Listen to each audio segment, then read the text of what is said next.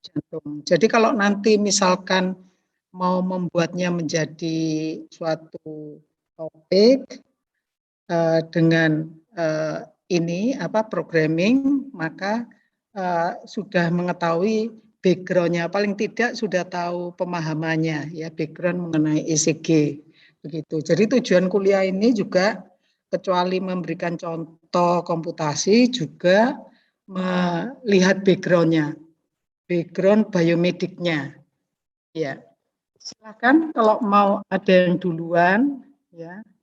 Nanti mungkin saya sambung tergantung waktunya ya. Saya sambung dengan sinyal lainnya yang mungkin tidak terlalu banyak digunakan atau diaplikasikan seperti ECG dan EEG, yaitu ENG dan IMG mengenai sinyal. Prinsipnya sama, semuanya sama. EEG, ECG, ENG, EMG, yaitu timbulnya tegangan yang dinamakan action potensial, tegangan potensial, yang ditimbulkan karena perubahan state dari kondisi rileks ke kondisi aktif. Jadi saraf yang nantinya berimbas pada ototnya ya, saraf dan otot yang beraktivitas dan tegangannya ini diukur secara dalam hal ini secara non-invasif dari luar dengan elektroda. Kalau ENG, EMG biasanya ada stimulasi ya dari luar. Karena kalau ECG, EEG itu sinyalnya sudah neuronnya sudah beraktivitas sendiri. Ya, ECG itu ada generatornya, yaitu yang disebut dengan SA node, AV node dan itu. Lalu, jadi kalau ada misalkan pacu jantung berarti ada generator yang tidak normal, ya, sehingga harus dinormalkan dengan alat ya, pacu alat ini pacemaker mengenai ini kardiak ini ya, kardiak pacemaker. Jadi harus dihubungkan dengan ini jantung sehingga nanti bisa mengaktifkan supaya ini denyutnya teratur ya. Lalu EEG itu adalah memang otak itu selalu beraktivitas. Otak kalau tidak beraktivitas kan berarti tidak ada gelombang otak, berarti ya orangnya sudah tidak ada begitu. Jadi ini ditangkap dengan alat dan rekamannya adalah EEG. Sedangkan ENG, EMG umumnya memang bisa dari dalam, yaitu kalau ada kontraksi ya atau tegang dan sebagainya seperti kram itu berarti ada ini kontraksi ya. Tetapi seringkali untuk EMG maupun untuk ING dan EMG itu seringkali diberi stimulasi dari luar. Jadi ada suatu alat yang men-trigger, yang menstimulasi, bekerja sebagai stimulator. Biasanya supaya bisa diketahui diagnosenya. Ya. Jadi kalau ENG, EMG ini kaitannya dengan aktivitas motorik, ya. Biasanya motorik. Misalkan orang lumpuh atau mungkin kelainan ya, kelainan sehingga tidak bisa bereaksi motoriknya secara cepat. Ya, ini ada masalah. Dalam hal ini yang diukur adalah ENG dan EMG. Ya.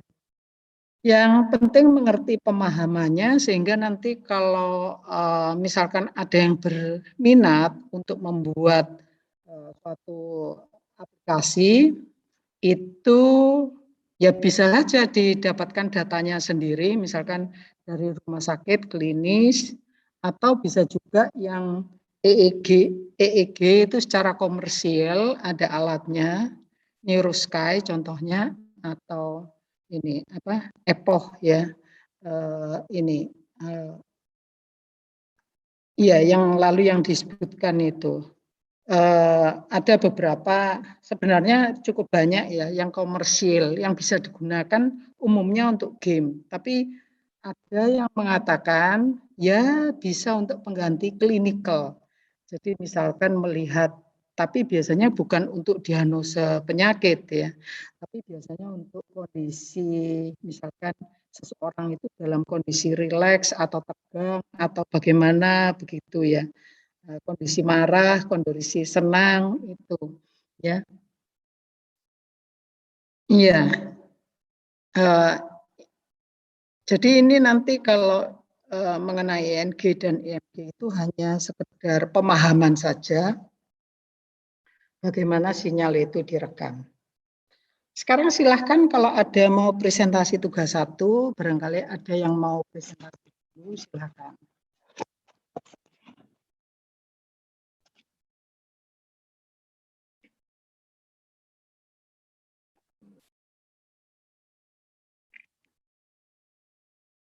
Halo.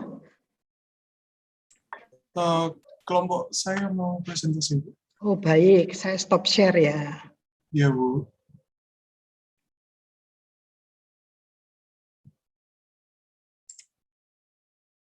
Saya izin share screen ya, Bu. Ya, silahkan.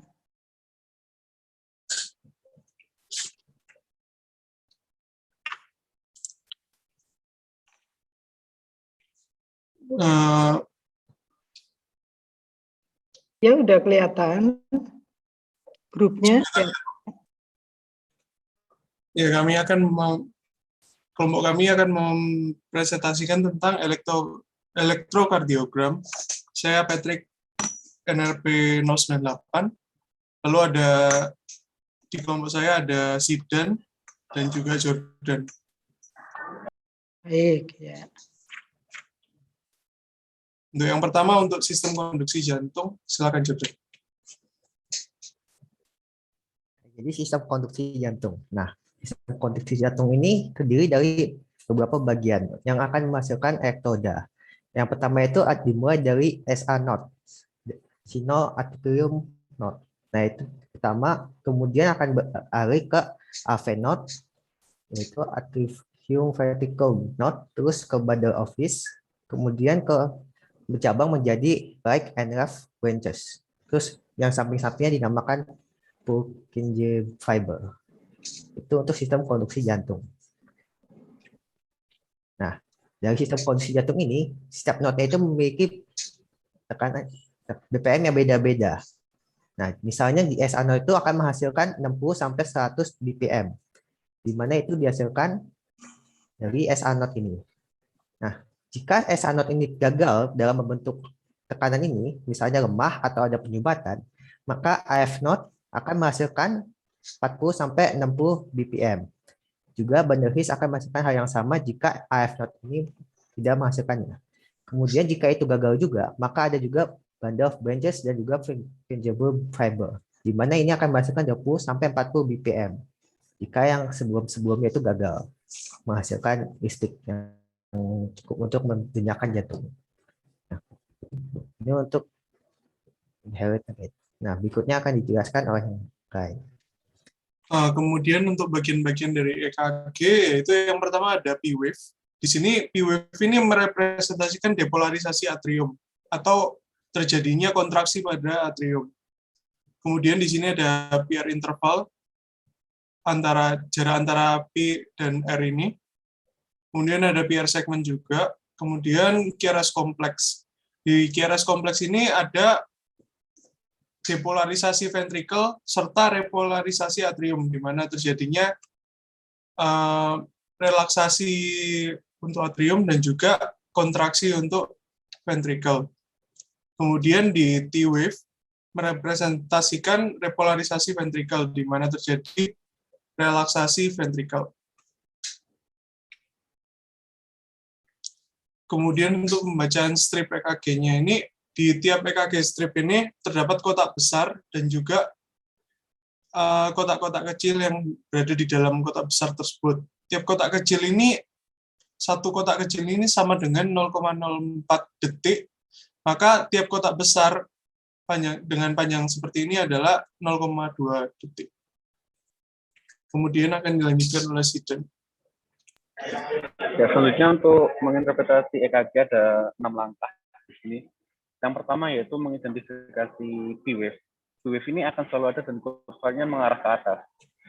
Apabila P-wave ini tidak ada atau posisinya terbalik, mungkin terdapat indikasi dyspnea yaitu junctional rhythm.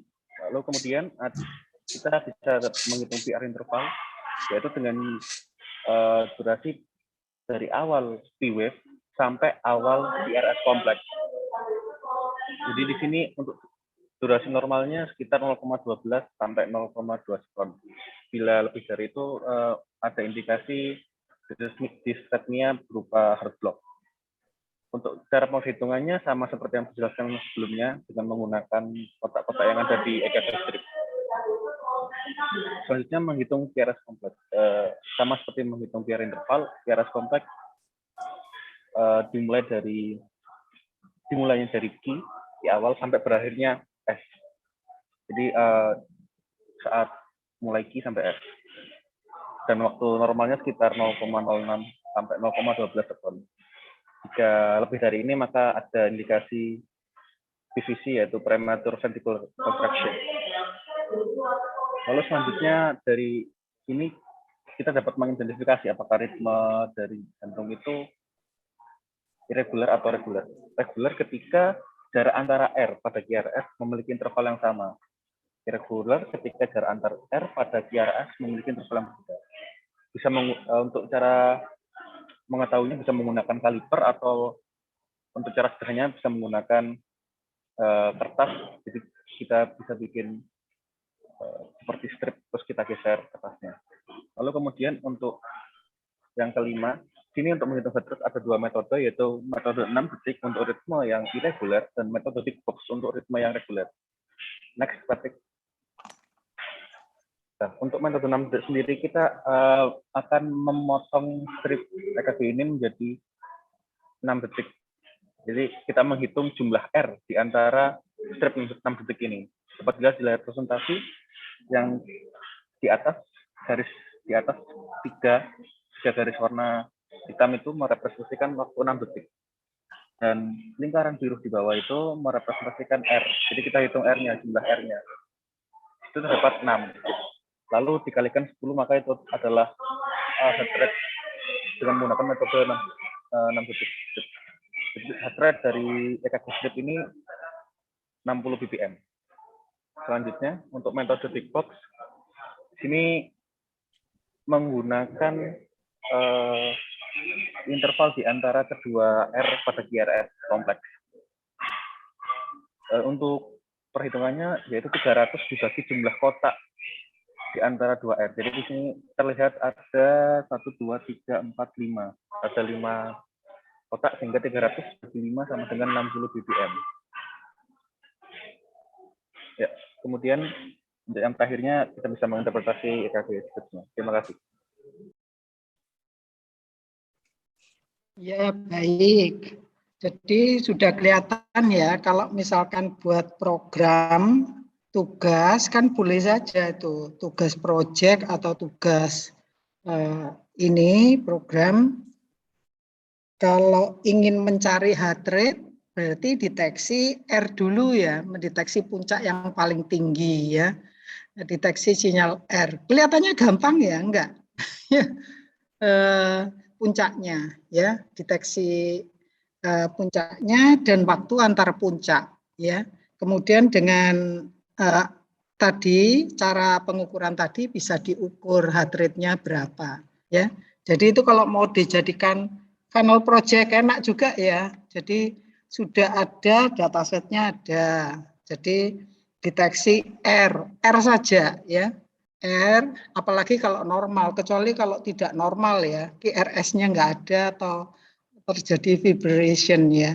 Tapi kalau R, maksudnya normal itu aritmia yang sifatnya ini misalkan normal atau misalkan yang cepat ya, taksikardia atau yang lambat, ya. Bisa juga diukur dengan R, antara R dan waktunya, ya.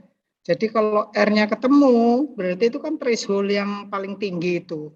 Ketemu, maka kita bisa menghitung heart rate-nya. Ini kan bisa digunakan untuk topik project juga. Ya, silakan.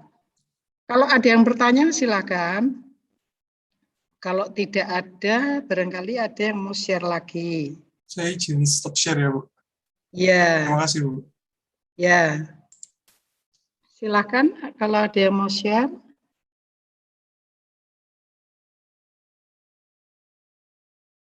Baik, ya.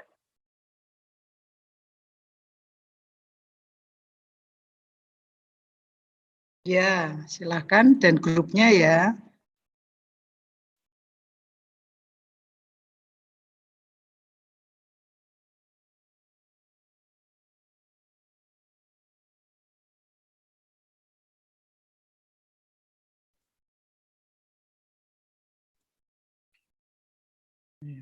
Selamat pagi Bu Handayani dan teman-teman semua.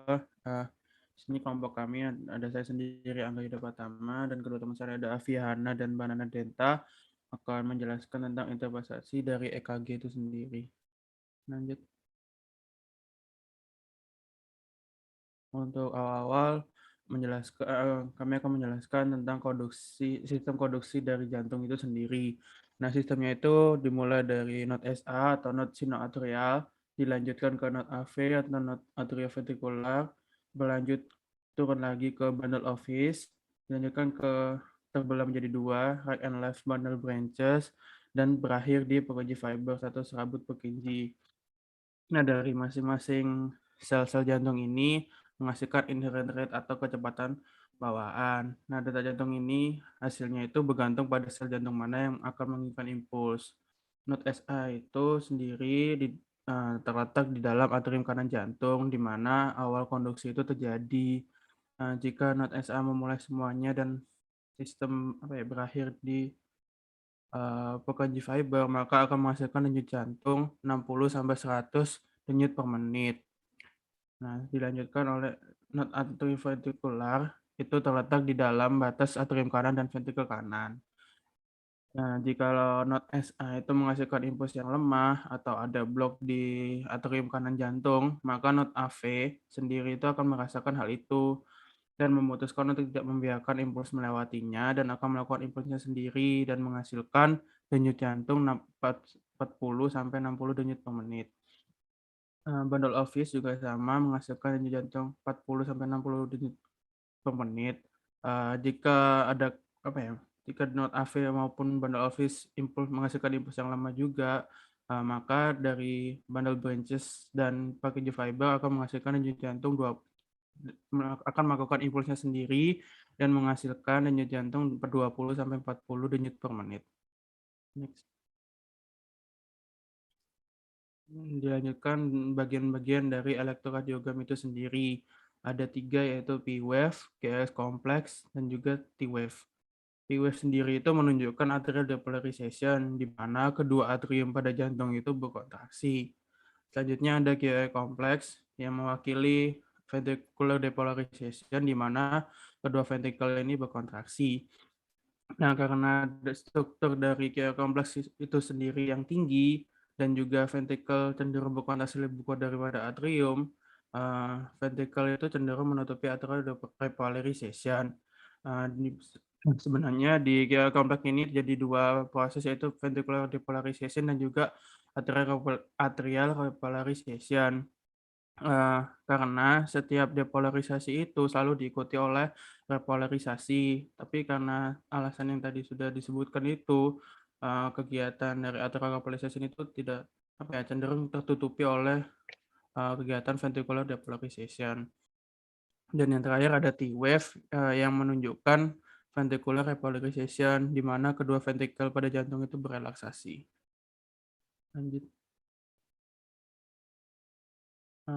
Untuk segmen dan interval dalam diagram EKG itu ada beberapa, yaitu PA interval, PA segmen, KA kompleks, QT interval, ST segmen. Tapi yang digunakan untuk dalam langkah-langkah interpretasi EKG hanya 2, yaitu QR interval sama QR kompleks. QRS kompleks. Bisa dilanjut sama teman saya.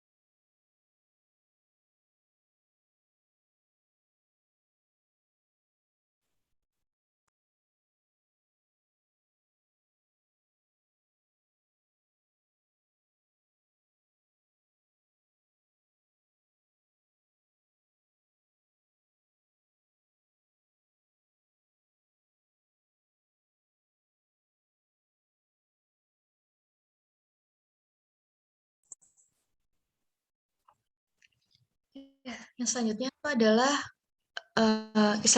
menentukan detak jantung.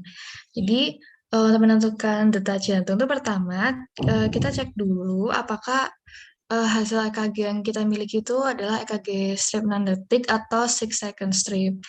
Nah, itu cara tahunya apakah yang dimiliki itu 6 second strip atau tidak, yaitu dengan mengecek ada tidaknya 3 garis vertikal kecil pada bagian di atas EKG seperti yang ditunjuk pada gambar di bawah ini. Jika iya, maka itu menunjukkan bahwa hasil EKG yang kita miliki itu adalah 6 second strip. Bisa dilanjut.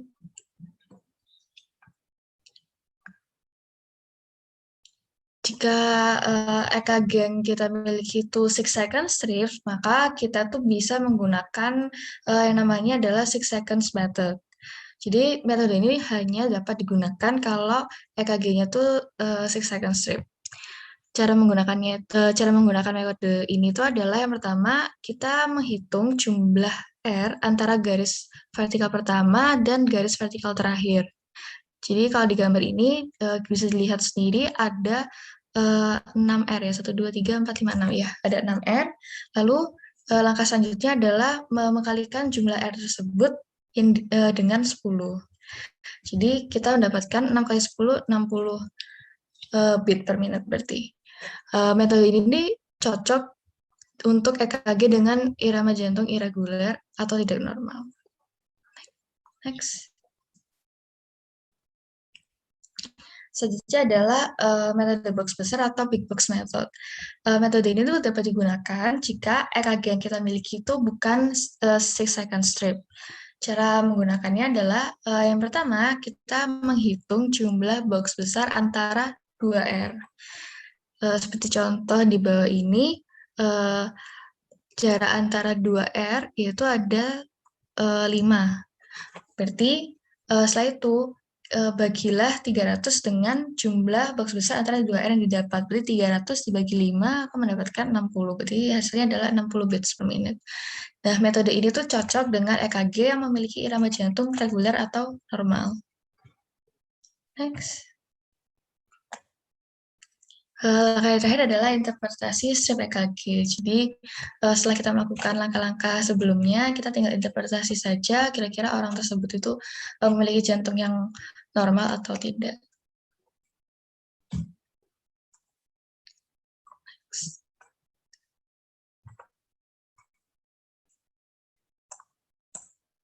Ya, sekian dari kelompok kami. Mohon maaf apabila ada kesalahan kata. Terima kasih.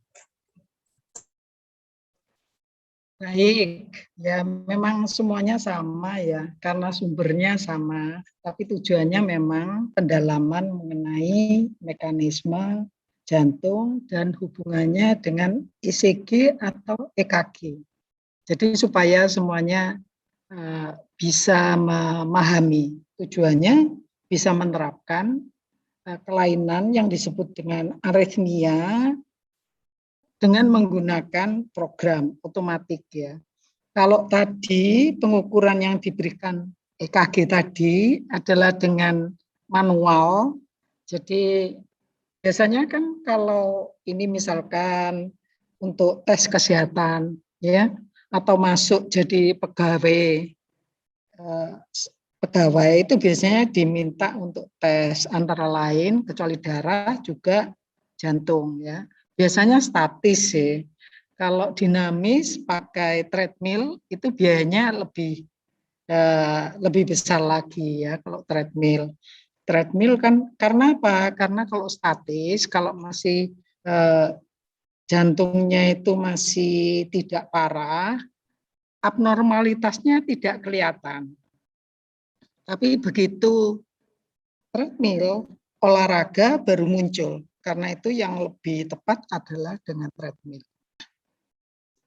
Treadmill itu kadang-kadang dilengkapi, sudah ada, jadi treadmill cukup canggih, sudah ada diagnosanya langsung. Heart rate-nya muncul, kemudian di situ disebutkan apakah gelombang sinusnya itu normal atau bagaimana, ada. Lalu ada kecurigaan satu kelainan, itu bisa muncul. Jadi prinsipnya di proses sistemnya itu mengambil gelombang ECG kemudian dikomputasi sehingga mendapatkan hasil-hasil seperti itu. Dan kita bisa juga ya melakukan komputasi itu dari gelombang ECG. Tadi yang dijelaskan yang di video itu adalah manual yang umum dilakukan oleh dokter atau ahli kesehatan ya. Tetapi kan ada big box, ada berapa strip dan sebagainya untuk mengecek itu reguler atau tidak, normal atau tidak, disrefmia atau aritmia sama saja. Itu secara manual. Jadi karena di situ kotak itu menyatakan waktu-waktu interval. Tapi bisa juga kita melakukan secara otomatis, jadi tidak perlu pakai box itu lagi.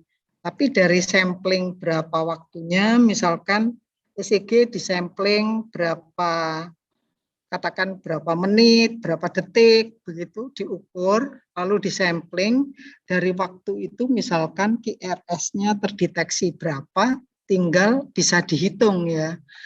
Misalkan dalam 1 menit berapa ya, atau berapa detik, berapa gelombang, jadi tinggal dikalikan saja di komputasi ya. Jadi itu yang manual ya, yang dilakukan sampai sekarang dilakukan oleh dokter atau ahli jantung dari gelombang itu, atau ya softwarenya sudah ada langsung menunjukkan begitu terekam ECG-nya sudah ada itu, biasanya softwarenya sudah embedded ya di dalam sistem workstation atau komputernya. Ya, jadi ini ada choice ya, datasetnya juga ada. Kalau mau nanti ada yang mengimplementasikan untuk final. Kalau hanya QRS mungkin tidak terlalu sulit ya. Mungkin juga ada beberapa tools ya yang bisa membantu. Ya, silahkan kalau ada yang mau melanjutkan lagi sharing, silahkan. Saya izin, Bu. Baik, ya.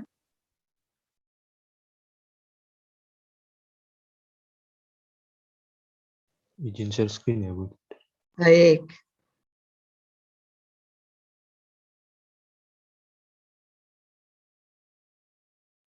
Oke, jadi selamat pagi semuanya, teman-teman dan juga Bu Handayani.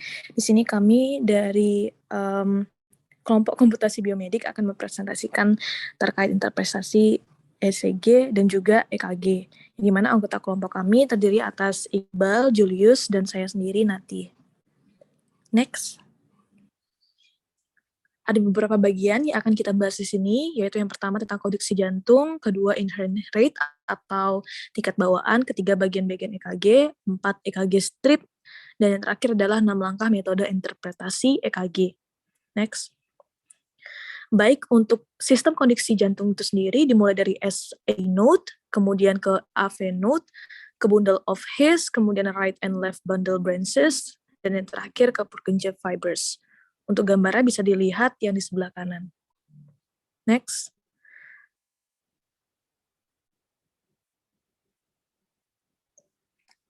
Next.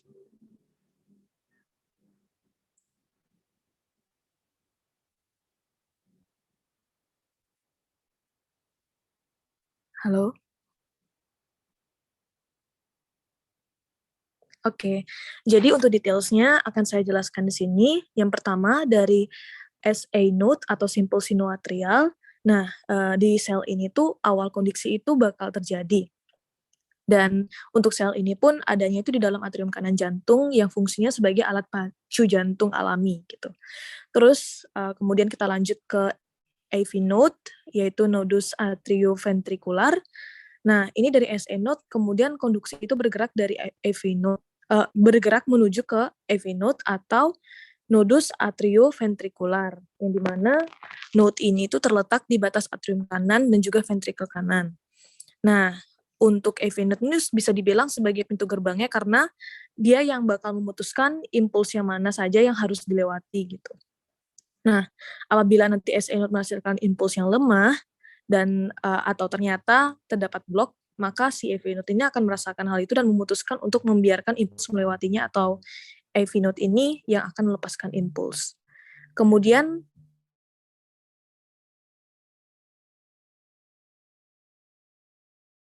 melewati struktur tunggal yang dinamakan bundle of His. Nah, di sini sel akan berlanjut dan bercabang menjadi 2 sel terpisah, yaitu satu ke kiri dan satu ke kanan, dan yang akan disebut sebagai right and left bundle branches. Kemudian yang terakhir, dari branches yang ada, nanti akan memanjang di dalam puncak jantung yang disebut dengan Purkinje fibers. Next. Nah, ini merupakan inherent rate atau tingkat bawaannya, dan ini untuk satuannya itu adalah BPM atau denyut per menitnya. Nah, nantinya ini semakin jauh ke dalam sistem konduksi, itu nanti akan semakin lambat lajunya.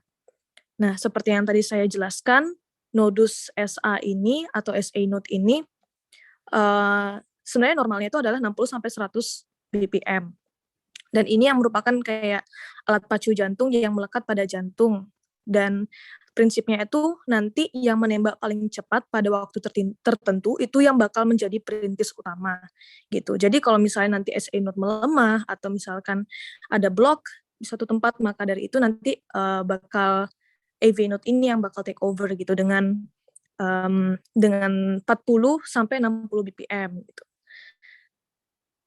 Begitu juga yang lainnya, bundle of His 40-60 BPM. Nah, kalau misalnya melemah atau terdapat kegagalan, nanti bakal cover sama left and right bundle branches dan Purkinje fibers, yang dimana itu untuk tingkat bawaannya itu 20-40 BPM.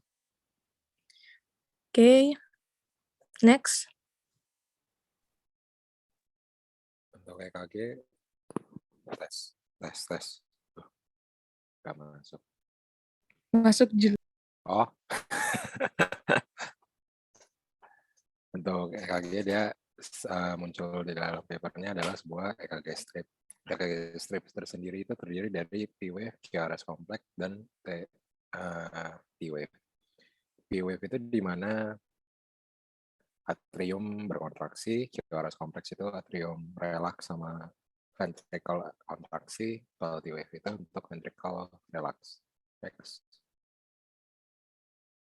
Ini muncul, ini paper di mana stripnya biasa ditulis.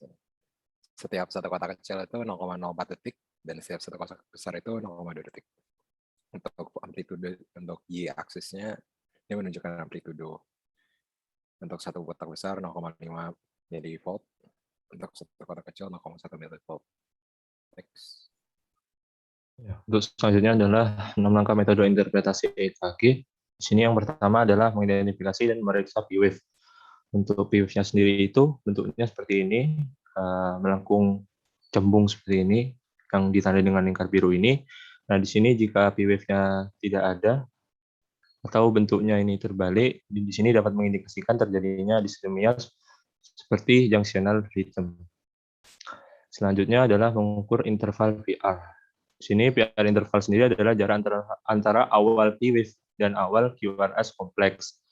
Di sini yang dilakukan untuk mengukurnya adalah menghitung small box atau kotak kecil yang ada di antaranya dan mengalihkan dengan 0,04 seconds. Di sini untuk nilai normalnya dari PR interval adalah 0,12 sampai 0,2 second. Jika 0,2 second, lebih dari 0,2 second, dapat mengindikasikan distonia seperti penyumbatan jantung. Selanjutnya adalah mengukur QRS kompleks. Di sini untuk mengukur atau menghitung QRS kompleks, yaitu dengan sama seperti mengukur PR interval, kita menghitung small box atau kotak kecil di antara QRS kompleksnya. Dan nilai normal sendiri untuk QRS kompleks yaitu 0,06 sampai 0,12 second. Dengan nilai QRS kompleks lebih dari 0,12 dapat mengindikasikan dislithemia seperti PVC. Selanjutnya adalah mengidentifikasi ritme dari jantung. Ini itu mengidentifikasinya itu melalui strip, apakah ritmenya itu regular atau irregular, atau maksudnya normal atau tidak normal. Di sini cara mengidentifikasinya itu melihat jarak antar R. Biasanya di sini yang dibutuhkan untuk membantu kita dalam mengidentifikasi ritme ini yaitu melalui index card. Di sini dengan cara menandai R dan selisih jarak dengan R yang lain. Jika selisih antar R ini sama, maka dapat disimpulkan jika ritmenya teratur atau regular. Namun jika berbeda-beda, dapat disimpulkan jika ritmenya irregular atau tidak teratur. Terus selanjutnya itu menentukan detak jantung. Di sini ada dua metode. Yang pertama adalah 6 seconds method. Untuk metode 6 second ini syaratnya yaitu yang digunakan adalah second strip.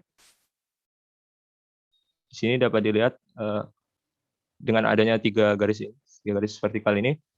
Untuk cara menghitungnya sendiri yaitu dengan menghitung banyak R di antara garis ini hingga garis pertama ya garis ketiga dalam 6 strip EKG tersebut.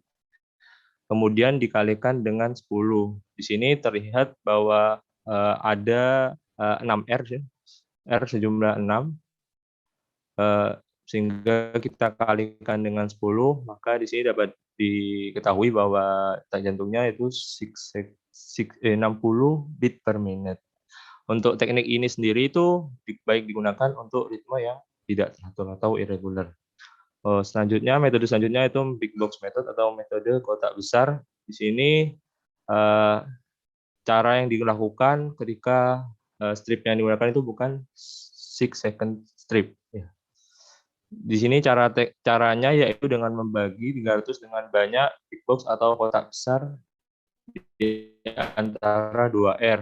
Di sini pada gambar contoh diketahui banyak big box atau kotak besarnya di antara 2R ini adalah 5. Sehingga di sini dapat dihitung 300 dibagi 5, sehingga diketahui bahwa detak jantungnya itu 60 beat per menit. Di sini teknik big box method baik digunakan untuk ritme yang teratur atau reguler. Dan yang terakhir itu adalah untuk langkah metode menginterpretasi EKG, yaitu adalah menginterpretasi strip itu sendiri. Mungkin sekian dari kelompok kami. Terima kasih. Baik, ini grupnya 3 ya, 3 orang. Iya. Ibu. Oh, baik ya. Tadi ada siapa ini? Oh, namanya ada kan? Nanti dikumpulkan ya. Iya. Aduh. Saya tadi baca apa?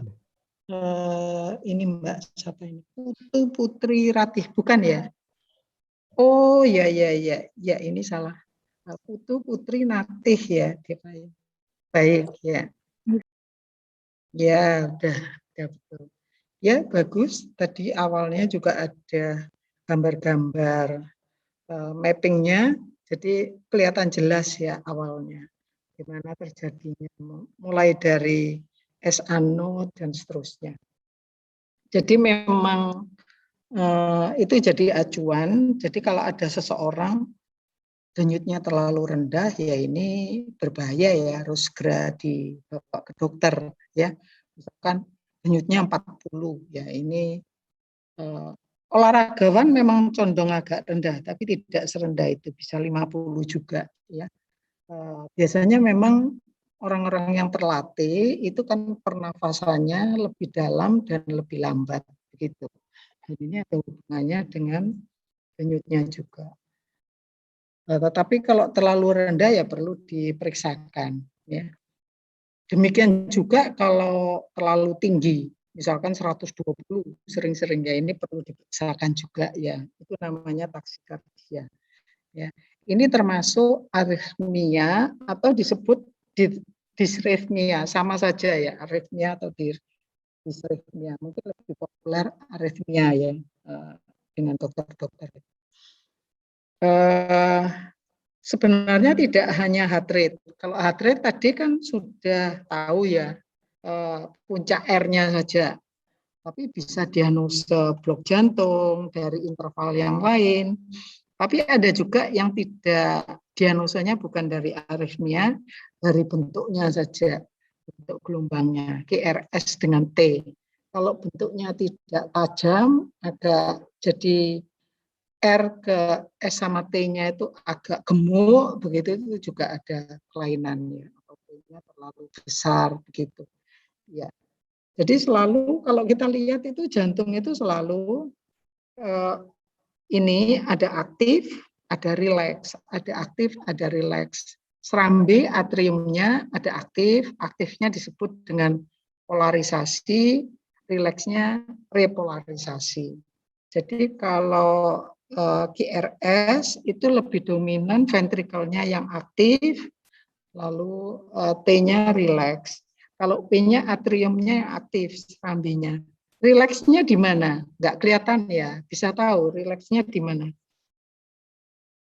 Rileksnya tidak nampak karena kecil ya. Atrium kan lebih kecil aktivitasnya, tidak seperti ventrikel kan memompa jantung ya. Darah memompa darah oleh bilik jantung. Kalau atrium serambi itu lebih kecil. Rileksnya itu sudah gabung sama QRS, jadi nggak kelihatan ya di dalam. Ya baik. Ini masih ada yang belum, silahkan kalau mau ada yang share lagi. Kelompok saya, Bu. Ya baik. Ya, jenis stop share ya, Bu. Ya. Izin share screen. Ya.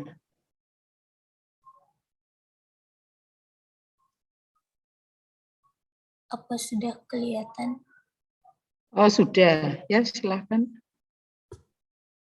Baik, Assalamualaikum warahmatullahi wabarakatuh. Selamat pagi semuanya.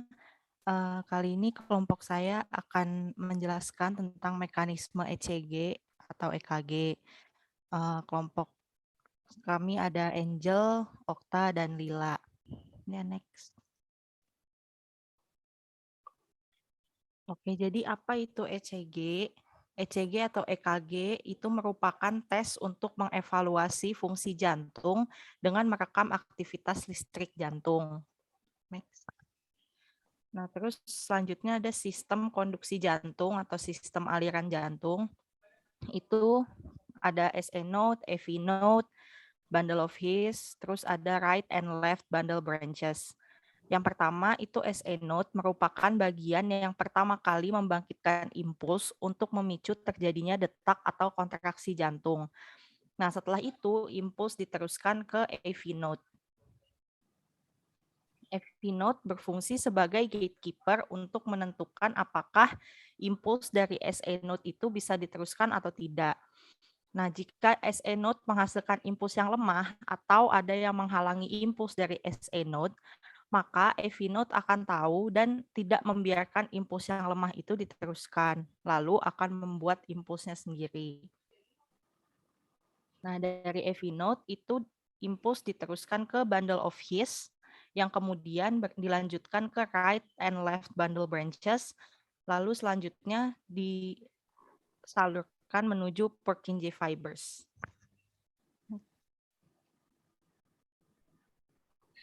Dalam hasil ECG terdapat beberapa jenis gelombang yang terbentuk, itu ada P-wave, QRS complex, dan T-wave.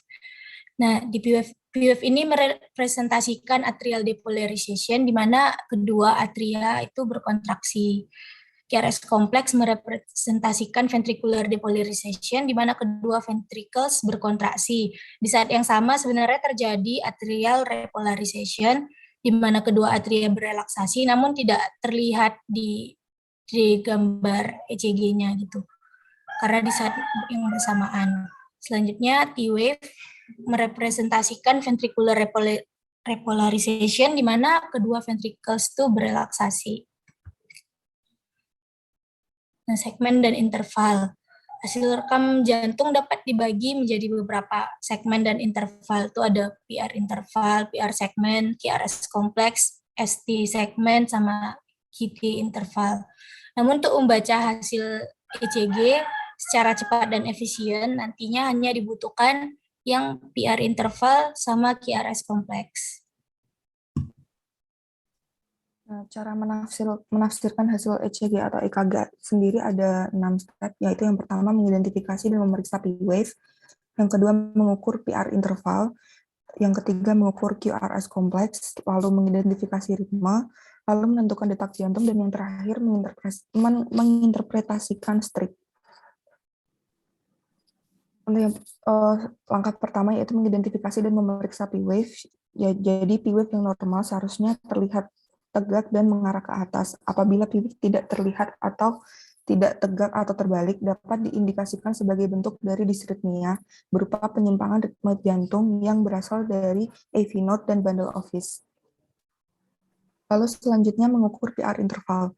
PR interval adalah jarak antara awal P-wave dengan awal QRS kompleks, sehingga kita harus menghitung angka pada kotak-kotak kecil kemudian dikalikan dengan 0,04 detik. Angka normal untuk PR interval atau PRI adalah 0,12 sampai 0,20 detik. Dan lebih dari 0,20 detik dapat diindikasikan sebagai disritmia berupa penyumbatan atrioventrikular. Lalu mengukur QRS kompleks. Jadi sama seperti pada langkah yang kedua, kita harus menghitung angka pada kotak-kotak kecil pada QRS kompleks. Angka normal untuk QRS kompleks adalah 0,06 hingga 0,12 detik. Lebih dari 0,12 detik dapat diindikasikan sebagai disritmia berupa PVC. Lalu mengidentifikasi ritme. Langkah keempat ini dilakukan dengan cara mengukur jarak antara R dengan QRS kompleks.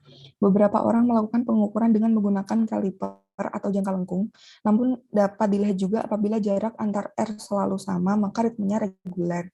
Sebaliknya, apabila jarak antar R berbeda-beda, maka ritmenya irregular. Nah, untuk menentukan detak jantung, cara pertama adalah menggunakan metode 6 detik, di mana perlu diperhatikan sebelumnya bahwa strip yang digunakan adalah strip 6 detik dengan cara melihat garis pada atas strip ECG atau EKG untuk menandakan bahwa garis pertama sampai garis ketiga adalah strip 6 detik. Kemudian lakukan metode 6 detik yang bekerja lebih baik pada ritme irregular dengan cara menghitung R pada QRS kompleks antara 3 garis yang menentukan strip 6 detik, kemudian dikalikan dengan 10 sehingga didapatkan BPM denyut jantung. Untuk cara kedua adalah menghitung detak jantung dengan metode beat box. Metode ini bekerja lebih baik pada ritme reguler. Caranya dengan membagi jumlah box besar yang terletak pada 2R, kemudian dibagi dengan 300 sehingga didapatkan BPM denyut jantung. Untuk yang terakhir yaitu menafsirkan hasil pembacaan berdasarkan ketentuan medis.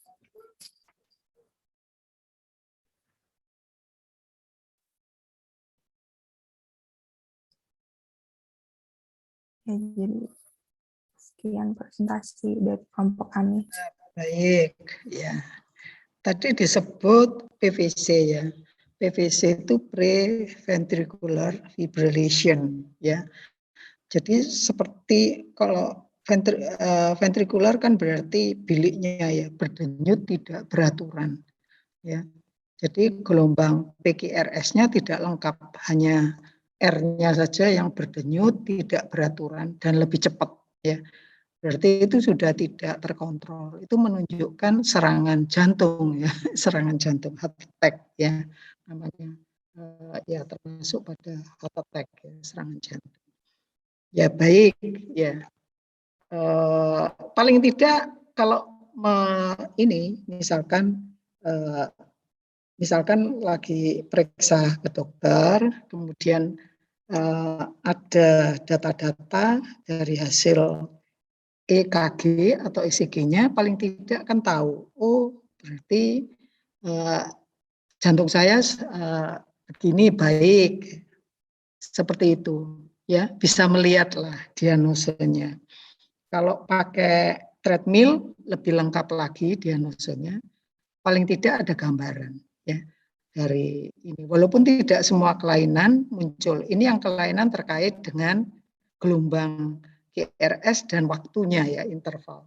Jadi aritmia yang disebut dengan aritmia. Ada yang tidak aritmia seperti ada katakan sebagian jaringan atau tisu dari jantung itu ada yang rusak dan sebagainya karena tidak dialiri oleh darah, pembuluh darahnya keblok, bisa menimbulkan yang lainnya juga.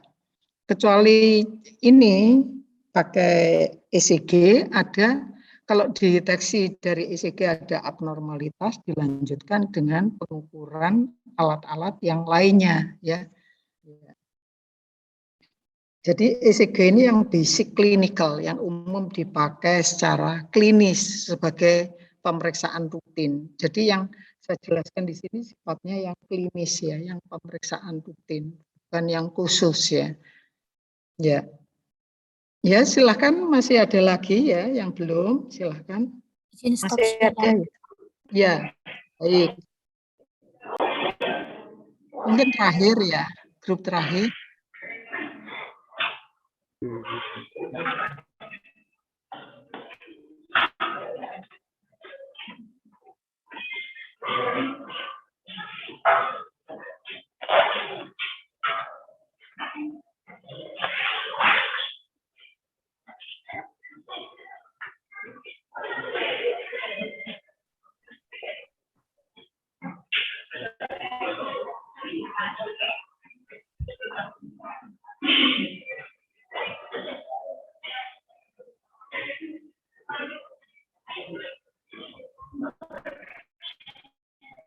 Perkenalkan, nama saya Bima Sakti, NRB 70 dan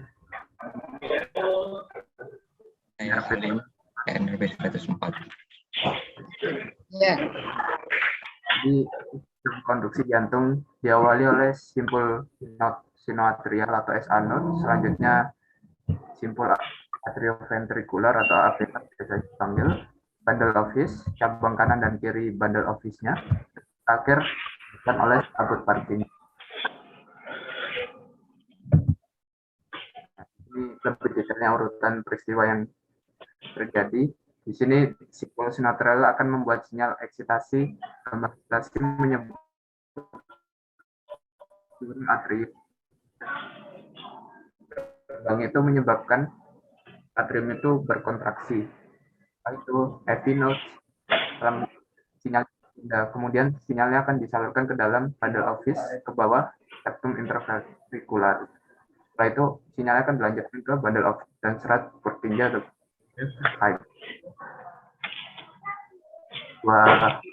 bundle office dan fiber ini menyebabkan impuls gelombang di sepanjang ventricle, menyebabkan mereka berkontraksi juga.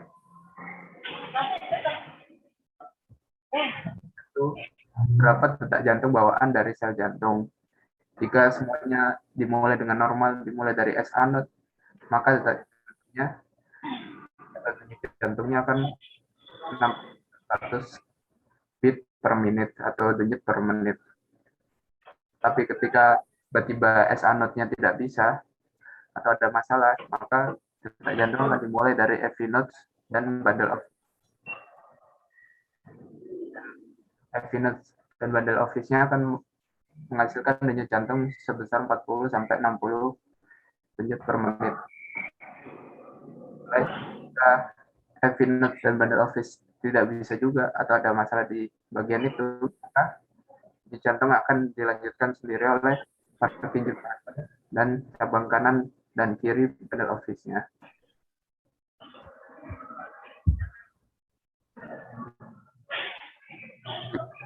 Komponen dari EKG.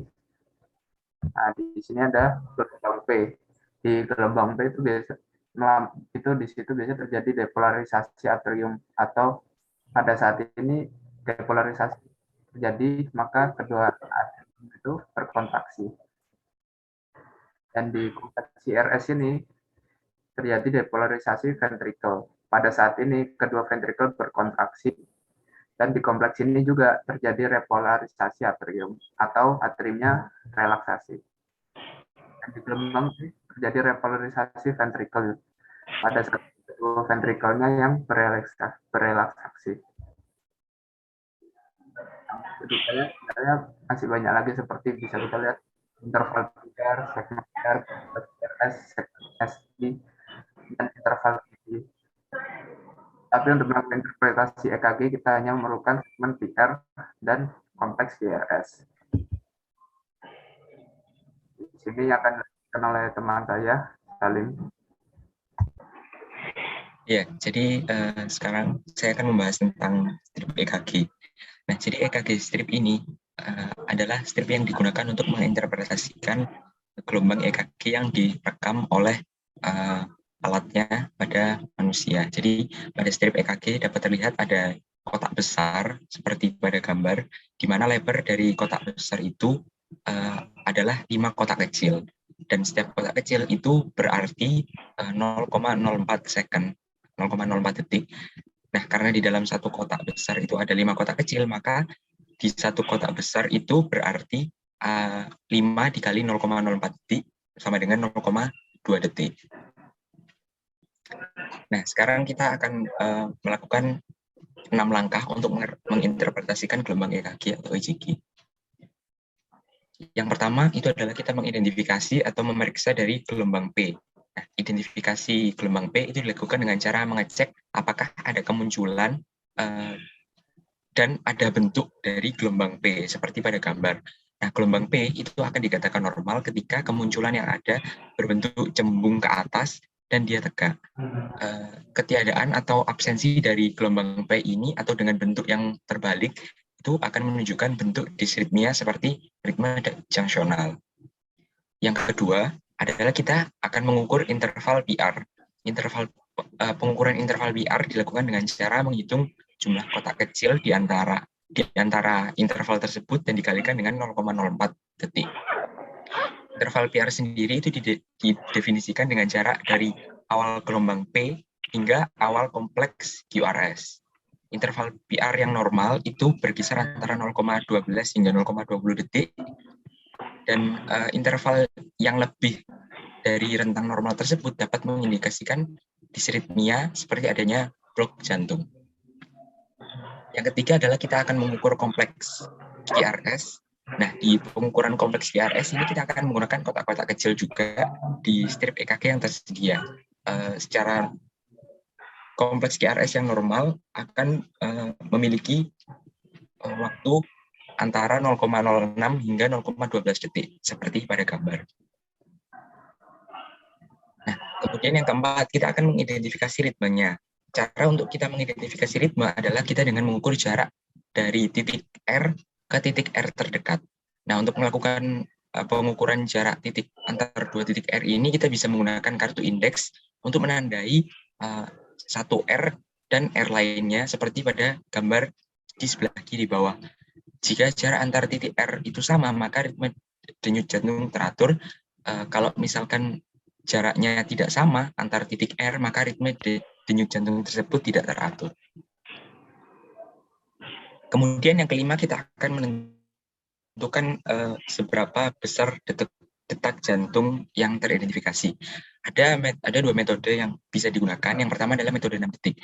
Metode 6 detik itu dapat digunakan untuk menentukan detak jantung jika bagian baris pertama hingga baris ketiga pada interpretasi EKG merupakan strip 6 detik. Jadi harus dipastikan terlebih dahulu bahwa strip yang digunakan adalah strip 6 detik, sehingga metode ini dapat digunakan. Nah, ketika kita sudah bisa memastikan bahwa strip yang digunakan adalah strip 6 detik, jika terdapat 3 garis pada lembar EKG, maka kita dapat mengetahui bahwa EKG yang digunakan adalah strip 6 detik. Nah, metode yang kedua yang bisa digunakan untuk menghitung detak jantung yaitu menggunakan metode kotak besar, tidak menggunakan metode kotak kecil. Jadi kita dapat menghitung jumlah kotak besar antar dua titik R, kemudian 300 akan dibagikan dengan jumlah kotak besar tersebut. Nah, jadi sebagai contoh di gambar ini, kita menghitung ada jarak antar dua titik R, itu ada 5 kotak besar, sehingga 300 dibagi dengan 5 akan menghasilkan 60 bit per menit. Metode ini itu dapat digunakan ketika strip 6 detik tidak ada atau tidak digunakan pada pada pengukuran EKG, dan dia bekerja lebih baik untuk ritme yang reguler. Yang terakhir, kita akan menginterpretasi stripnya. Pada tahap ini sebenarnya sangat literal seperti nama langkahnya, kita akan menginterpretasi strip yang kita miliki. Terima kasih.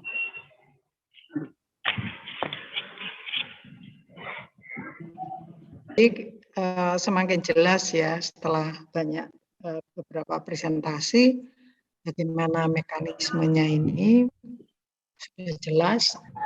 Jadi semuanya saya kira sudah ada bayangan kalau melihat rekaman EKG atau ECG apa yang nampak di situ ya. Jadi kalau bentuknya normal ya denyutnya normal ya berarti prediksinya normal ya. Nah, kalau masih ragu-ragu harus pakai treadmill lagi. Kalau itu normal ya normal ya.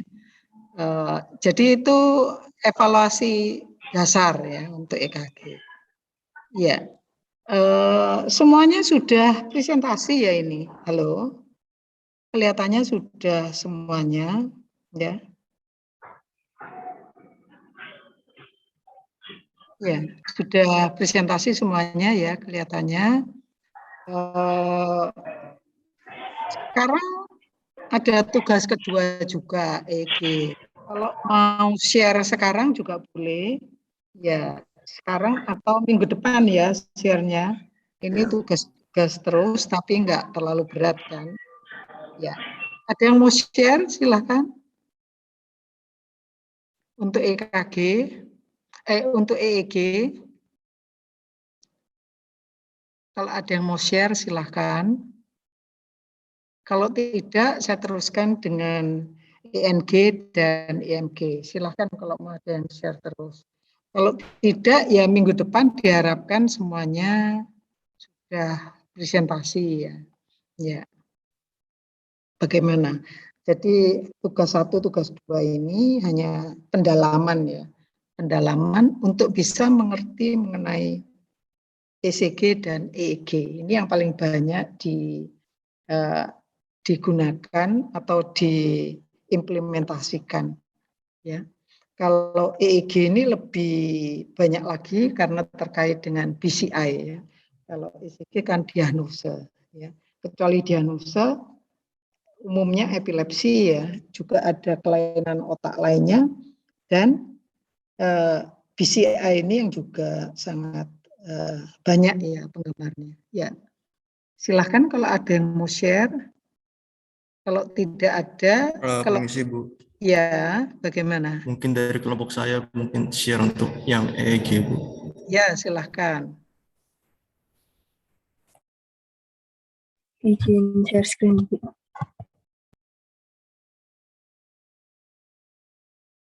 Baik.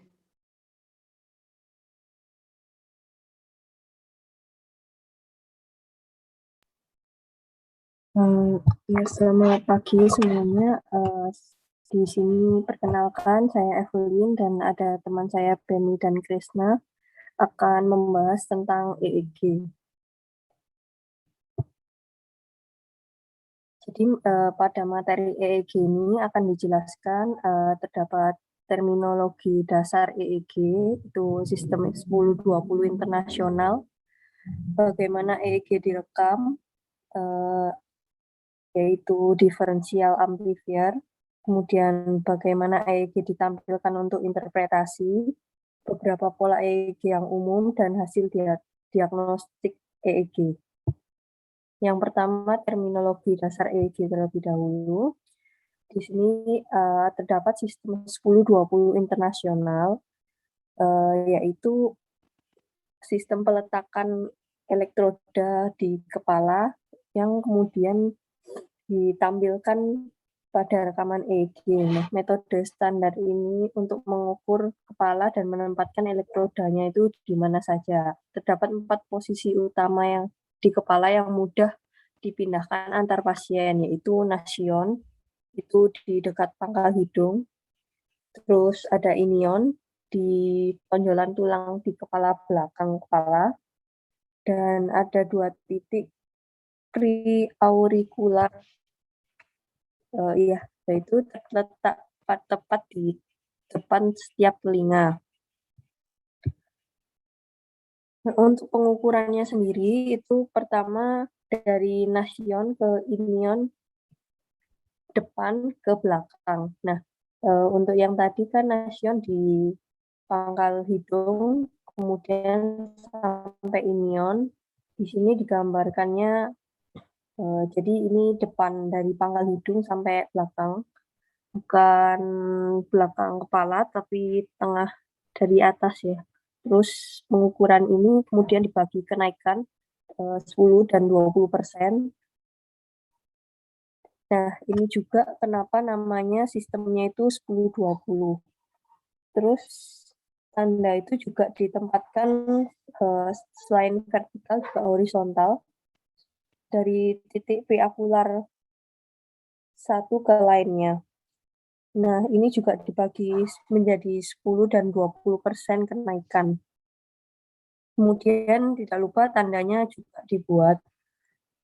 Selain itu, tanda lebih lanjut dibuat di sekitar kepala dan dipisahkan dengan kenaikan 10%. Jadi dari tanda yang tadi sudah dibuat itu dibuat juga melingkar 10%. Selain itu juga ada pengukuran parasagittal dipisahkan dengan 25%. Ini dari yang tadi melingkar di kepala, kemudian diambil garisnya lagi untuk diambil per 25% di titik sini. Nah, selanjutnya itu setelah ditandain untuk perhitungan sebelumnya, nah, diambil perpotongan kedua garis untuk tempat elektroda terakhir ditempatkan. Itu di sini. Terus juga ada penamaan di setiap tanda yang sudah ditandain. Seperti di gambar ini, untuk lebih jelasnya di slide selanjutnya ini Jadi ada diwakili oleh huruf dan angka. Angka di sisi kepala itu menunjukkan kalau sebelah kiri itu ganjil, di sini ada 1, 3, 7, dan kalau di sebelah kanan itu genap, 2, 4, 8. Untuk bagian tengahnya sendiri, angkanya akan diganti dengan Z, diwakili oleh Z. Nah, kemudian ada juga hurufnya yang mewakili, ada FP, F, C, dan P, dan O.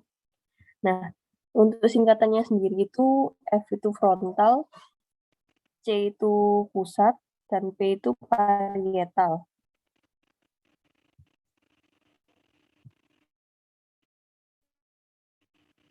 Selanjutnya akan dilanjutkan oleh Ya, Benny. selanjutnya saya akan menjelaskan bagaimana hasil dari EEG direkam. Lanjut.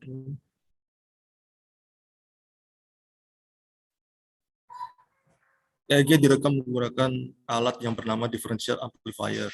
Alat ini merupakan alat yang memperkuat beda input voltase yang dimasukkan, namun meredam input yang sama. Jadi, dua sinyal yang didapat dari elektroda EEG dimasukkan ke dalam differential amplifier, dan differential amplifier akan mengeluarkan perbedaan antara kedua input tersebut. Jadi ada gambar ini, ada dua input, namun dapat dilihat ada perbedaan dari input dengan tanda negatif, dan outputnya itu hanya perbedaan itu saja. Lanjut, Lin.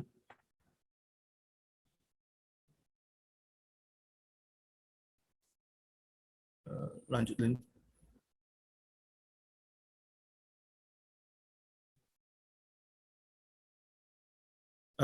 Kemudian bagaimana EEG itu diinterpretasi? Cara EEG diinterpretasi itu menggunakan montage.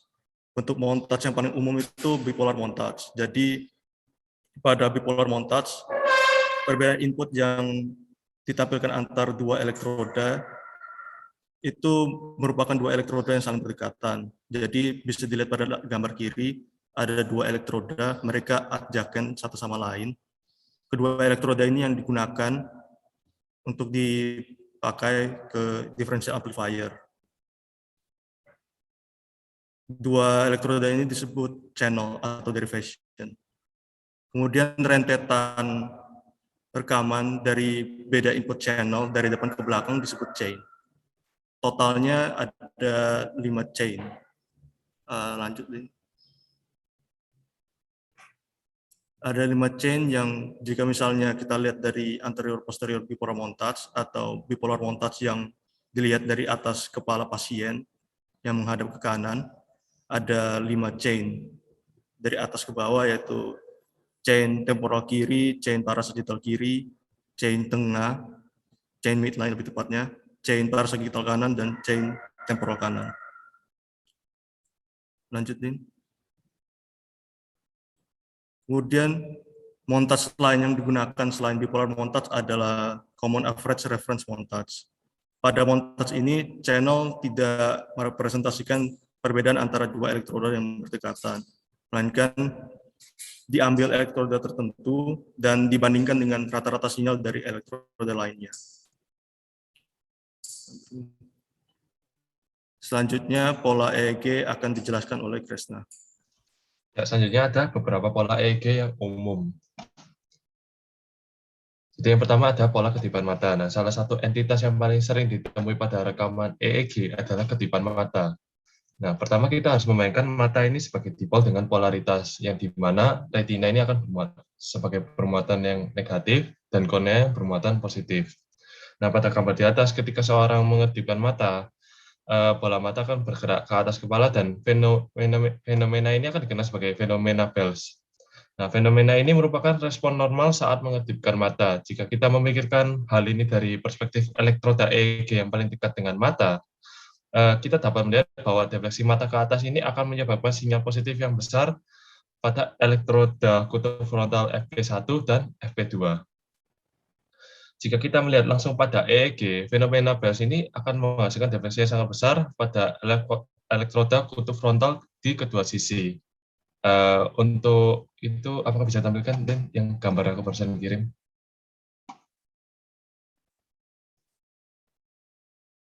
Oh, mungkin Sorry guys, kenapa kan? mungkin aku bisa share screen untuk hasilnya kalau misalnya defleksi di ketipan mata. Bentar.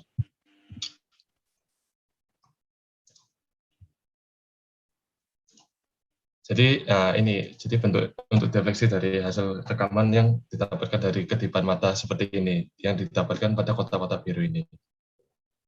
Lanjutin, boleh.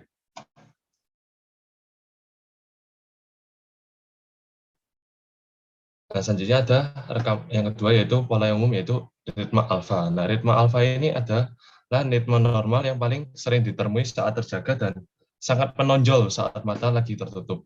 Nah, meskipun ada rentang frekuensi untuk ritme alfa, tetapi biasanya ritme ini berkisar antara 10 Hz atau lebih. Yang untuk ritme alfa bisa ditunjukkan dengan ritme yang ditunjukkan pada kotak kuning tersebut. Lanjut. Lalu yang ketiga ada epileptiform vokal. Epileptiform vokal untuk pelepasan ini dihasilkan oleh aktivitas listrik abnormal yang sinkron dalam populasi besar neuron di korteks. Pelepasan epileptiform vokal dapat menjadi indikator bahwa otak itu mampu menghasilkan kejang dan dapat menjadi temuan prognostik dan diagnostik yang membantu pada pasien dengan epilepsi. Nah, seperti ini pada gambar di atas ini kita dapat melihat EEG yang terjaga normal pada montase bipolar anterior posterior. Kita dapat melihat adanya pelepasan epileptiform vokal pada bagian kotak merah di atas tersebut. Yang di kotak merah itu, dan bagian tersebut merupakan bidang maksimalnya. Pelepasan ini yang ditujukan oleh gambar ini berada di rantai temporal kiri. Nah, selain itu ada juga bentuk pelepasan epileptiform vokal yang sedikit berbeda. Nah, pada gambar di atas terdapat sekret epileptiform vokal yang di mana sekret ini maksimalnya di aspek posterior kepala sebelah kanan. Dan bidang maksimalnya itu ditunjukkan pada kotak merah.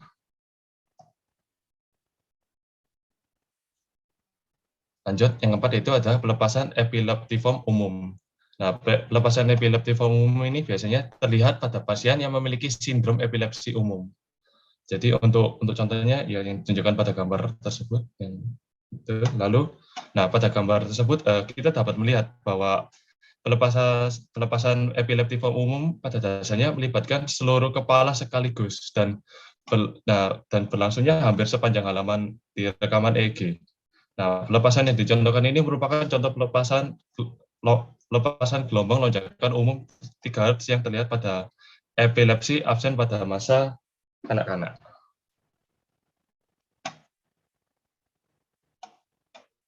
Mungkin selanjutnya bisa dilanjutkan oleh teman saya. Ya, selanjutnya ada hasil diagnostik EEG.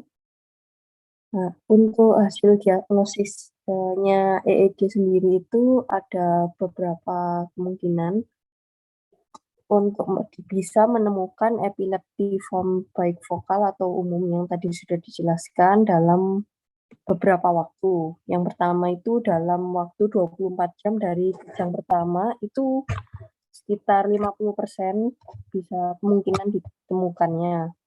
Kemudian kalau EEG dilakukan lebih dari 24 jam setelah kejang pertama, kemungkinannya akan sedikit menurun. Itu sekitar 20-50%, 55%. Dan lebih dari setengah pasien itu kemungkinan dengan epilepsi kemungkinan tidak memiliki EEG rutin yang normal atau tidak ditemukan epileptiform. Kemudian untuk perekaman EEG selama 24 jam penuh, itu pengambilan pelepasan epileptiform di EEG itu lebih tinggi dalam kisaran 80-90%. Tetapi ini juga berarti kalau 10-20% itu EEG yang berkepanjangan dapat menjadi normal pada pasien epilepsi. Kemudian untuk perekaman EEG secara rutin 30-60 menit dapat menghasilkan rekaman yang sama seperti 24 jam tapi kurang praktis. Untuk 4 kali lebih dalam perekaman rutin. Nah, selanjutnya itu ada beberapa hal yang perlu dipertimbangkan. Kenapa beberapa pasien dengan epilepsi itu mungkin tidak memiliki pelepasan epileptiform. Yaitu ada 2, karena area korteks yang terlibat.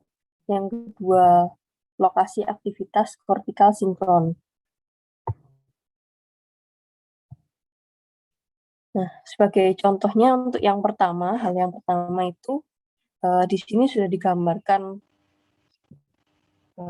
tengkorak manusia dengan elektroda yang sudah ditempelkan, ada JZ, J3, T7.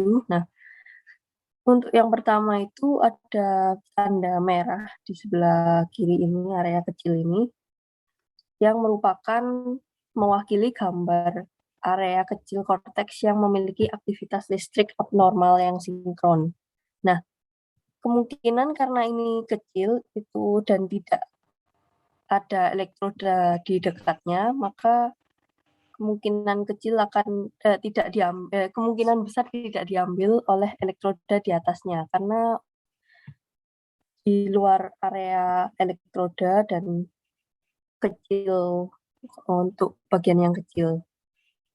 Untuk selanjutnya itu areanya kalau dia lebih besar, sekitar 10-20 cm persegi korteks, harus terlibat kalau misalnya ingin ditunjukkan pada EEG kulit kepala. Jadi agar bisa ditangkap oleh elektrodanya, dia besarnya harus 10-20 cm persegi untuk lokasi di antara elektroda. Kemudian penentu lainnya itu tadi ada lokasi aktivitas kortikal sinkron. Nah, di sini untuk kasus pertama lokasi yang dangkal seperti di simulat virus berikut. Jadi karena lokasinya cukup dangkal, dia tidak dapat ditangkap oleh elektroda JZ di sini. Terus ada kasus kedua, itu juga karena terlalu dangkal di struktur temporal mesial, sehingga tidak dapat diambil oleh elektroda lainnya. Ada juga kasus kelainan yang terdapat di korteks insular. Nah, untuk ketiga area yang tadi telah disebutkan itu kemungkinan kecil kelainan tersebut dapat diambil oleh elektroda di kulit kepala yang letaknya lebih jauh. Untuk presentasi dari pembahasan EEG kelompok kami sudah cukup sampai di sini. Terima kasih. Apakah ada pertanyaan? Ya, silahkan kalau ada pertanyaan. Bagus sekali ya presentasinya, cukup jelas, mengcover semuanya ya apa yang dijelaskan di video. Ya, memang untuk epilepsi itu merupakan pertama yang didiagnosa dengan EEG. Penemunya itu adalah menggunakan EEG untuk deteksi epilepsi. Walaupun belakangan banyak digunakan untuk aplikasi yang lain, terutama untuk BCI. Tapi ini yang konvensional udah lama sampai sekarang pun adalah untuk mendeteksi epilepsi. Kalau terjadi kejang, memang langsung bisa kelihatan dari gelombangnya. Tetapi kalau tidak bisa terdeteksi. Jadi kalau tidak ada gejala atau pada anak-anak mungkin epilepsinya itu terjadi seperti pikiran yang blank, seperti tidak sadar berapa detik gitu. Tidak tidak nampak ya. Ini bisa dilihat dari rekaman, tetapi rekamannya harus lama ya, tidak bisa pada waktu yang singkat itu tidak muncul gelombang yang namanya septic foam discharge tadi. Jadi butuh perekaman yang lama.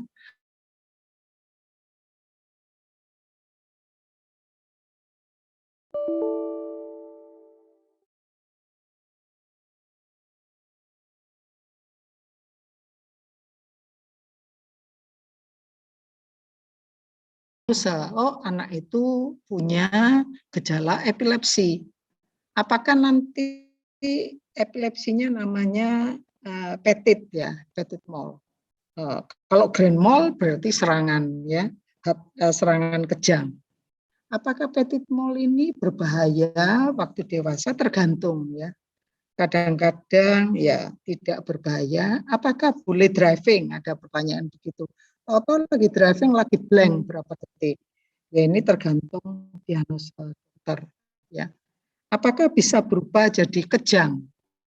Nah ini juga relatif ya. Ada yang tetap seperti itu, berarti hidupnya tidak banyak berpengaruh, tapi ada juga yang berubah jadi kejang. Tentunya ini ada biasanya treatment yang diberikan oleh dokter untuk mencegah itu, ya, atau mengurangi ya gejala yang terjadi. Ya ini tadi cukup jelas ya kenapa namanya non-invasif itu tidak sama dengan merekam langsung pembedahan ya.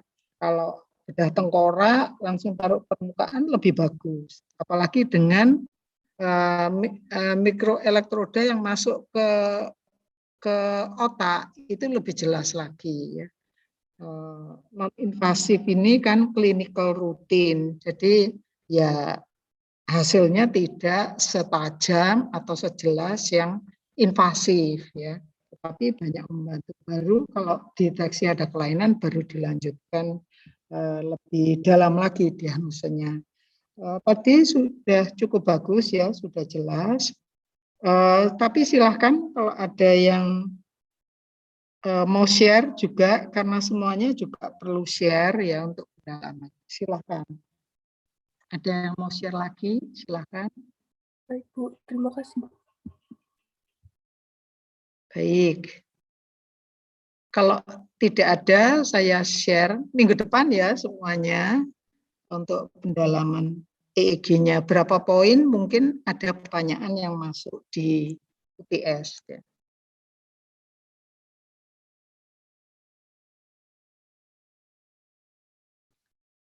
Baik, saya akan share.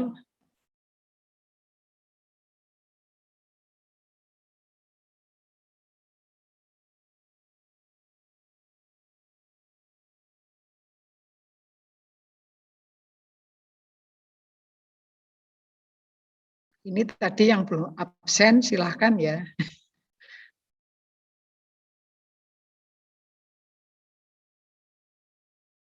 Ya, ini saya ringkas saja, karena ini katakan suplemennya. Suplemen dari tadi yang penting, yang banyak dianalisa secara klinikal adalah ECG dan EEG. Ya. ECG untuk diagnosa jantung, EEG untuk biasanya diagnosa penyakit seperti epilepsi atau untuk BCI.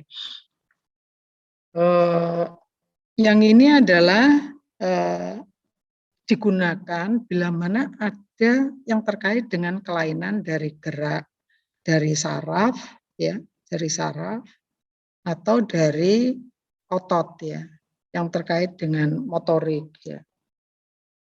Sebenarnya prinsipnya semuanya sama, yaitu biopotensial, bioelektrik, biopotensial. Ya.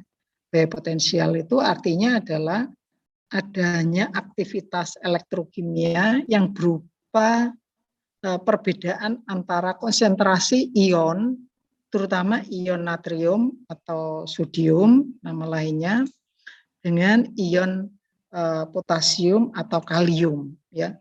Perbedaan di dalam sel dengan di luar sel itu menimbulkan tegangan seperti baterai. Konsep baterai itu seperti itu. adanya perbedaan ion elektrolit yang dipisahkan oleh suatu lapisan pembatas yang disebut dengan membran. Di sini semi permeable membran, jadi membrannya tembus. Jadi konsep aki itu mirip ya, aki, karena perbedaan ion menimbulkan tegangan. Ya.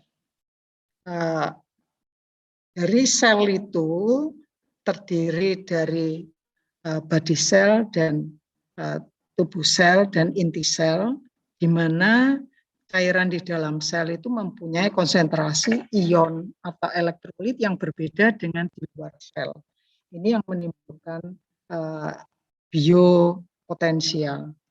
Kalau dalam keadaan rileks ya tidak apa-apa. Biasanya nilainya sekitar minus 50 atau 60 milivolt. Itu keadaan rileks, kita rileks ya.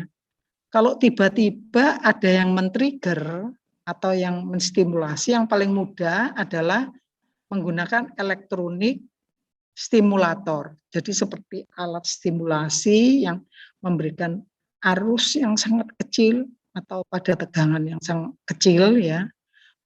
Arusnya sangat kecil karena tidak boleh kan ada standarnya. Itu bisa menyebabkan misalkan kontraksi ya. Jadi itu di-trigger dari luar. Dari dalam bisa saja. Kalau misalkan seperti ada kedutan itu kan berarti juga ada kontraksi atau kejang, ada kontraksi juga. Tapi umumnya adalah di-trigger dari luar. Beda dengan ECG dan EMG yang memang ada generator awalnya. Kalau otak sudah beraktivitas sendiri, sel otak. Sel otak itu bagian daripada sel saraf sebenarnya, tapi khusus ya. Lalu yang sel jantung itu memang ada generator. Di sini umumnya di-trigger sama elektronik stimulator. Contohnya untuk melihat ini masalah kenapa ada kelainan motorik ya. Kelainan motorik atau saraf begitu. Ya. Ini di-trigger supaya menghasilkan yang kondisi rileks tadi sekitar minus 60 milivolt menjadi aktif karena diberi stimulator menjadi melebihi threshold ya. Threshold sehingga menjadi positif sesaat tapi positifnya.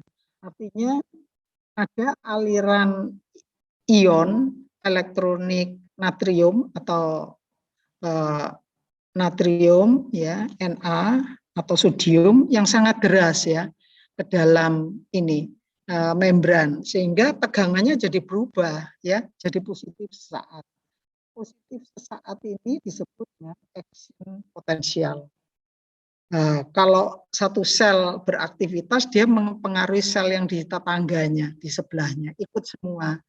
Jadi resultantenya ini yang direkam dari luar secara non-invasif pakai elektroda.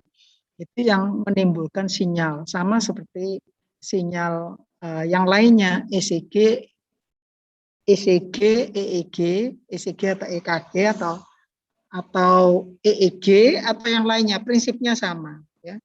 Jadi itu gabungan dari action potensial dari sel-sel yang beraktivitas. Iya, jadi kalau ING ini sel saraf.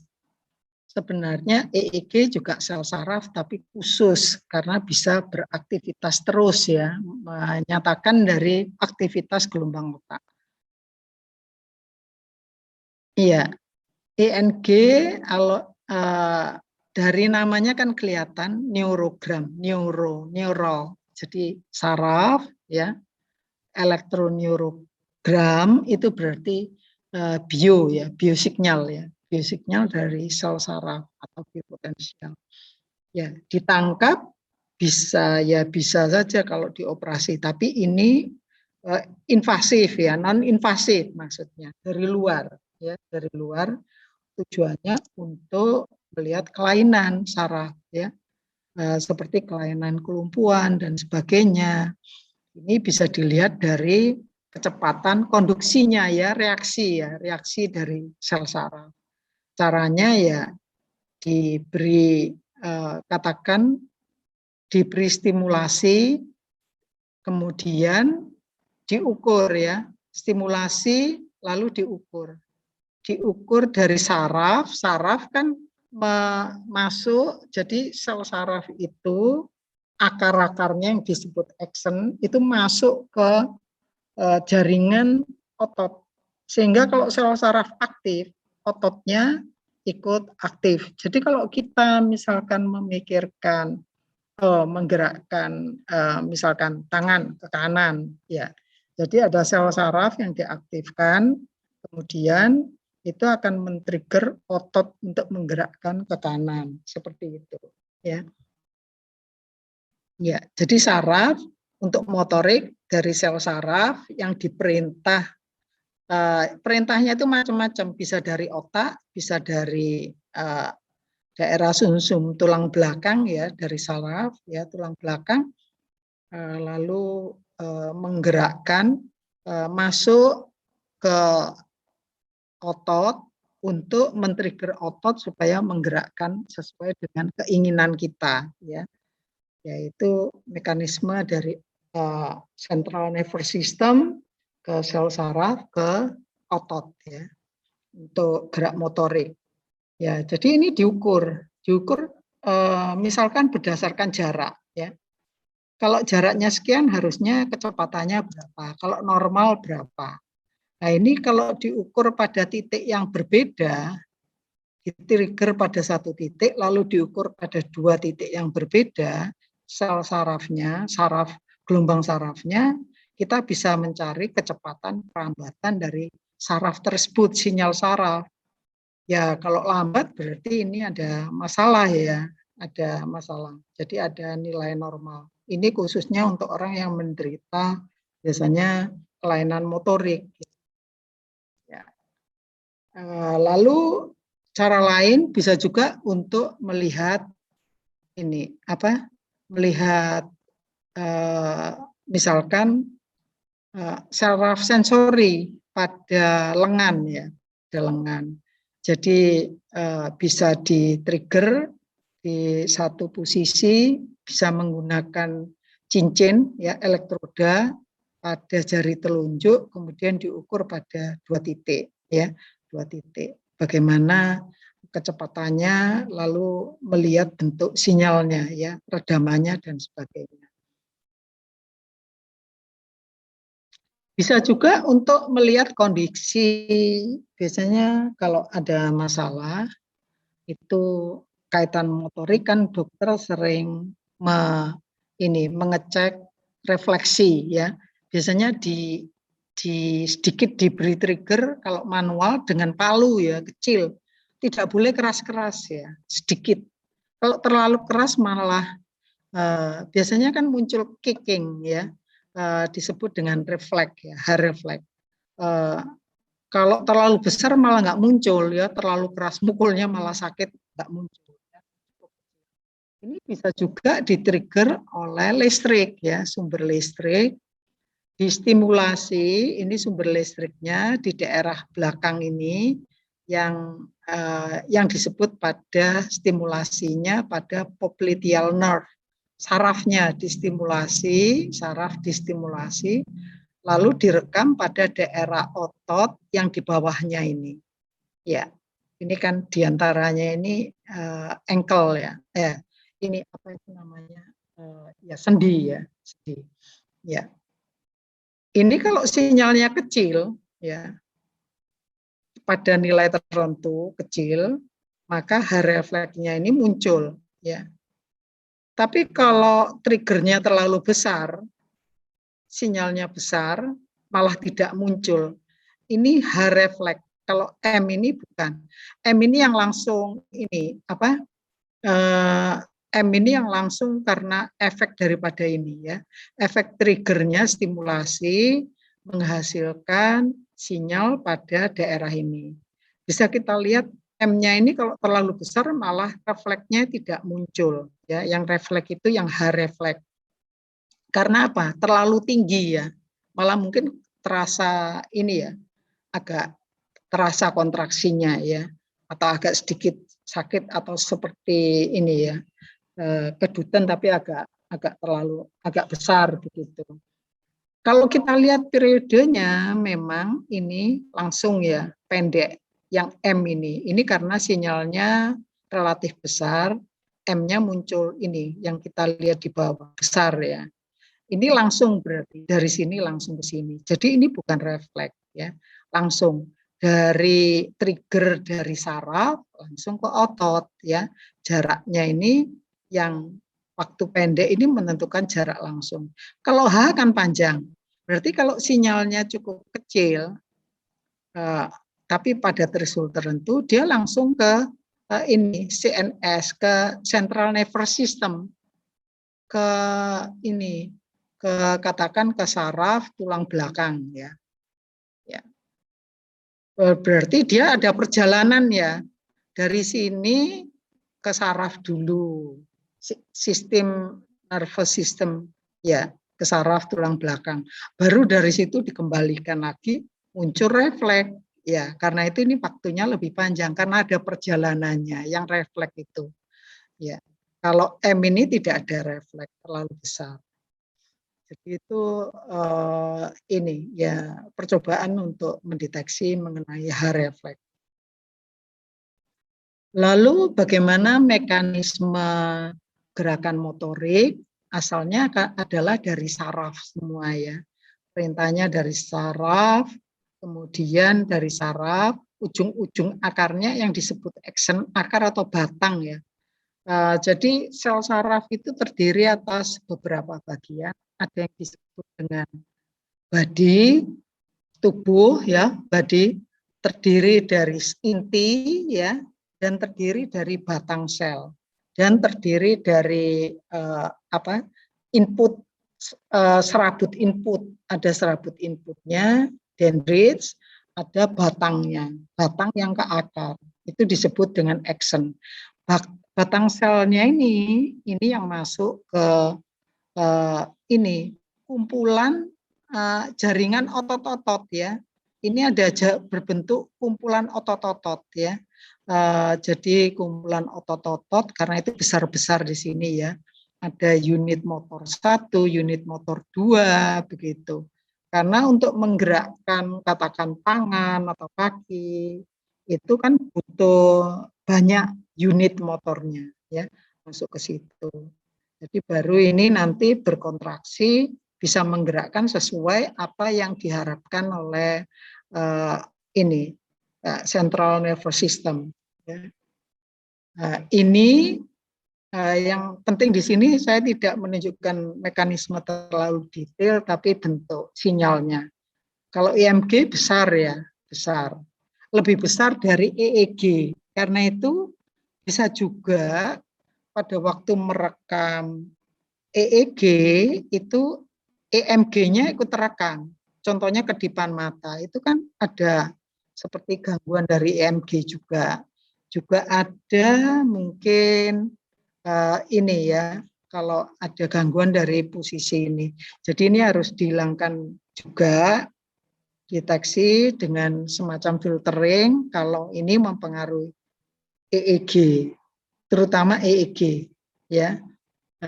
Kalau ECG mungkin tidak terlalu karena bentuk ECG-nya kan kelihatan dan relatif besar.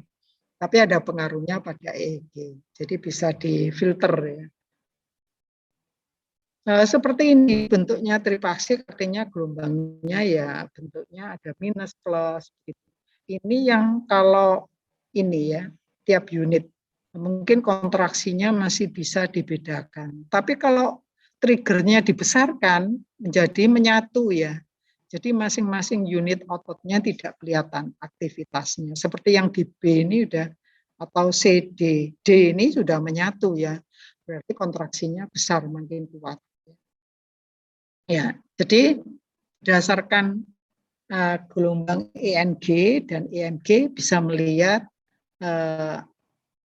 abnormalitas atau normalitas dari gelombang dari gerakan motorik. Ya, jadi itu adalah mengenai ini. Jadi bisa juga ini normal nggak? Misalkan penderita polio itu jelas motoriknya lemah ya.